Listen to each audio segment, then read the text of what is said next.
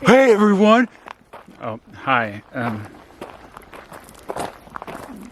I'm going to find the Mason-Dixon line. Behind me is Dunkard Creek, and this is hard to do this. Hold this at the same time. Yeah, we're hiking in the name of teaching history. Hey, I'm Mr. Beat. What is the Mason-Dixon line? Well, can't you see? I'm standing on it right now. Well, can't you see? I'm standing on it right now.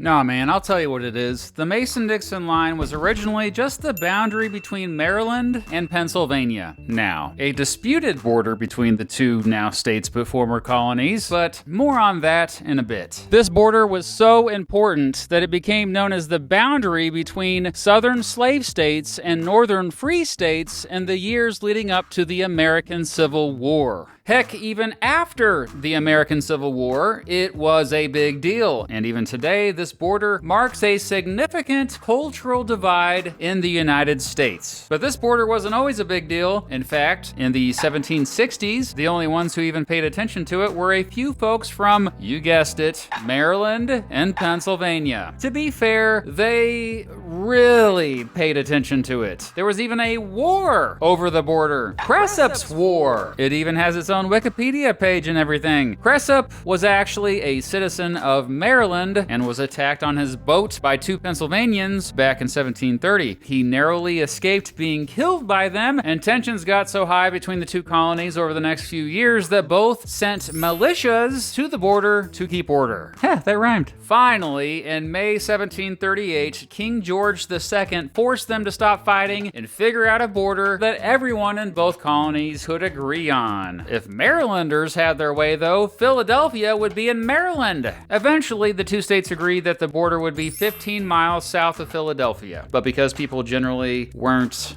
that good with science stuff back then, the border dispute continued. To settle this dispute, both Pennsylvania and Maryland hired two of England's most respected scientists, Charles Mason and Jeremiah Dixon.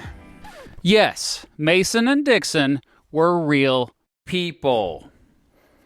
Not only was Dixon a surveyor, he was a brilliant mathematician and astronomer. Mason was also a brilliant mathematician and astronomer. The two had previously worked together tracking the transit of Venus, or when Venus passes between the Sun and Earth. Before Mason and Dixon, surveyors, like George Washington, for example, drew boundaries by using landmarks like rivers or mountain ranges.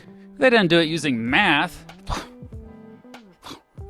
But Mason and Dixon used math, all right? Trigonometry, as a matter of fact. Look, they weren't messing around, okay? And how would they know their calculations were correct? By looking up at the sky, of course. They'd check their measurements on the ground by observing the stars and keep track of the time with an incredibly precise clock. They'd each be paid about 3,000 pounds over a period of 5 years for their work, or about $75,000 a year in today's money. They arrived in Philadelphia on November 15th, 1763. They basically found the southernmost house in Philly and headed 15 miles south. That said, they spent the entire winter just trying to figure out exactly where their starting point should be before they headed west. They also had to figure out the boundary between Maryland and what is now Delaware. Well, this took way longer than expected. It wasn't until April 1765 when Mason and Dixon began their survey of the much more famous border between Maryland and Pennsylvania. The border which this video is about. Mason and Dixon were trying to do something insanely difficult, something that had never been done in North America up to that point, believe it or not.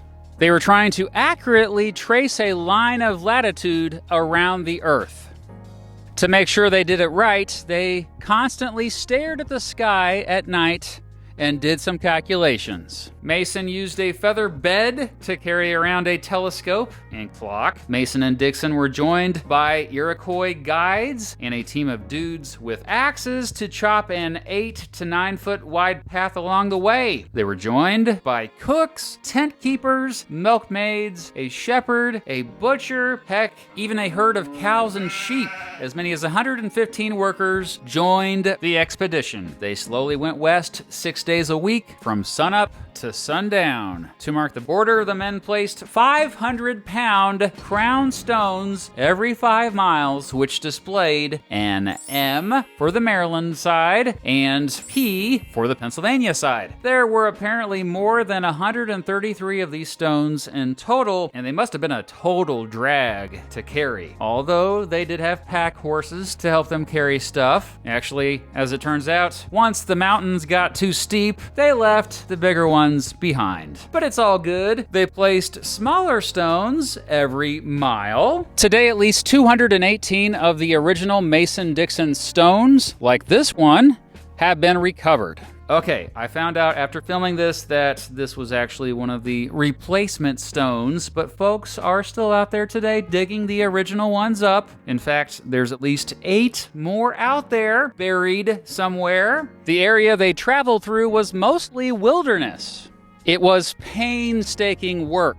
Due to this, they only moved west about 2 miles per day. Not only did they have to travel through mountains, rivers, wetlands, dense forests, and crappy weather, but they regularly encountered hostile Native Americans who were often like, "What the heck are you all doing here?" At one point, 2 of the dudes leading the pack horses got crushed to death by a tree.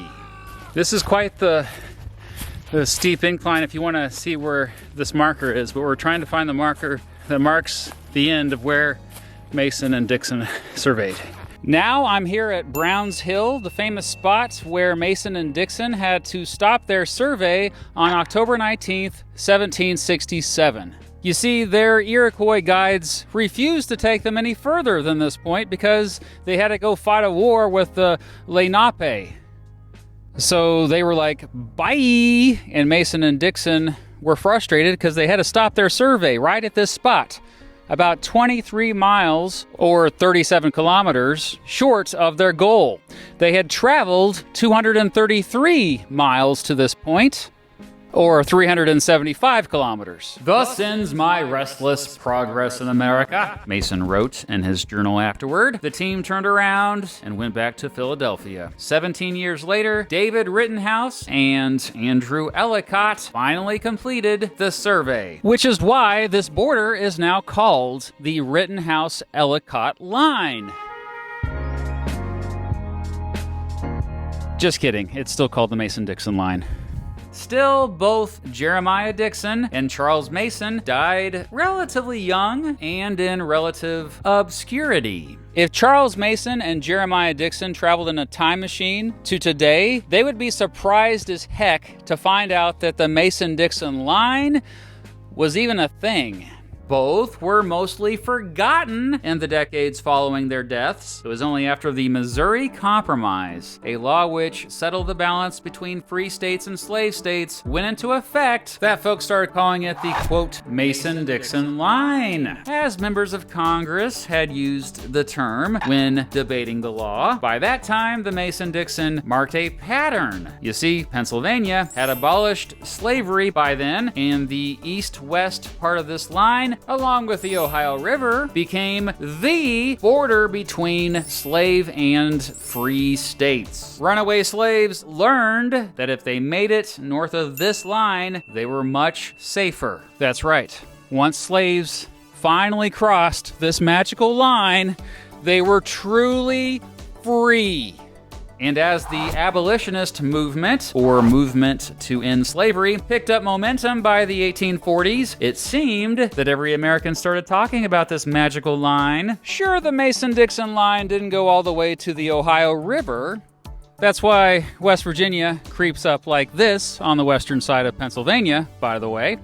But that didn't matter. The folks who lived west and north of where it ends in Virginia, which is, again, today, West Virginia, also tended to be anti-slavery. slavery would mostly end with the American Civil War and the passage of the 13th Amendment in 1865. Even after slavery was abolished, the Mason-Dixon line was a significant border. In states south of it, state legislators passed laws that treated African Americans like second-class citizens, known as Jim Crow laws. They enforced racial segregation in all public facilities in these southern states. During that time, the Mason-Dixon line was once again an important marker. North of it, there was practically no racial segregation.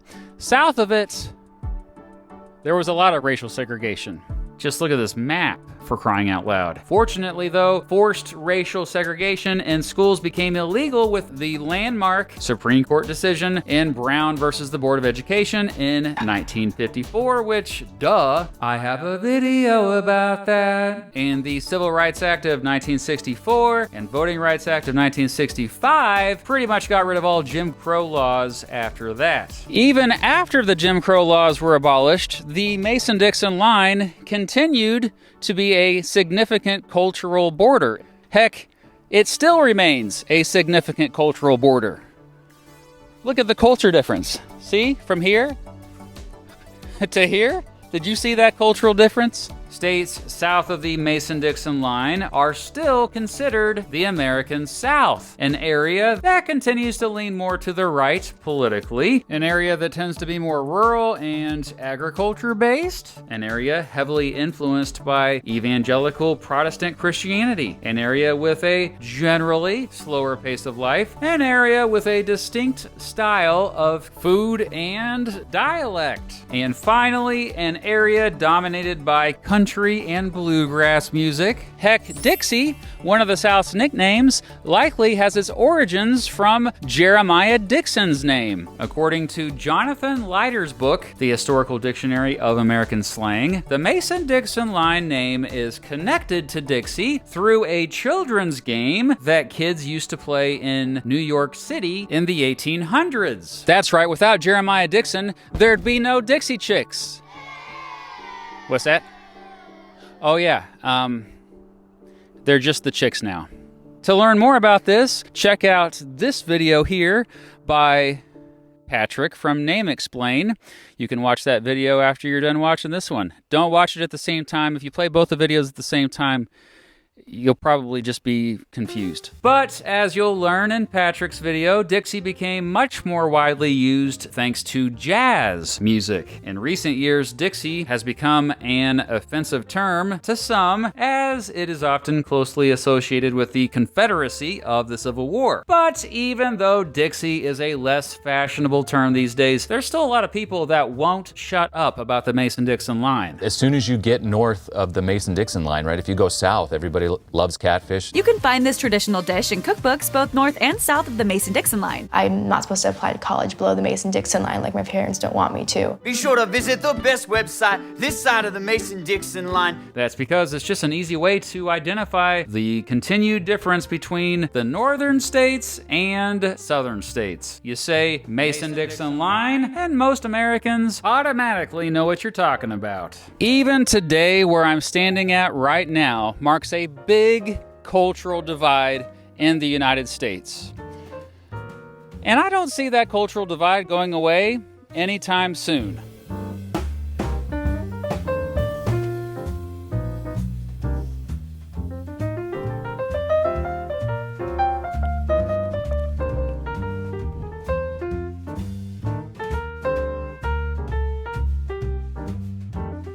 I almost forgot to remind you to check out Patrick's video. Patrick from Name Explain has just released a video at the same time as this one explaining where the name Dixie comes from. Although I kind of spoiled it a little bit, so I'm sorry about that. But for the rest of the story, Check out his video. it's a great channel. Subscribe over there. I'm in Pennsylvania. Now I'm in West Virginia. Now I'm in Pennsylvania again. Now I'm in West Virginia. But what do you think? Huh? I can't hear you. I just met you, and this is crazy. But there's a comment section below. So comment maybe? Thanks for watching.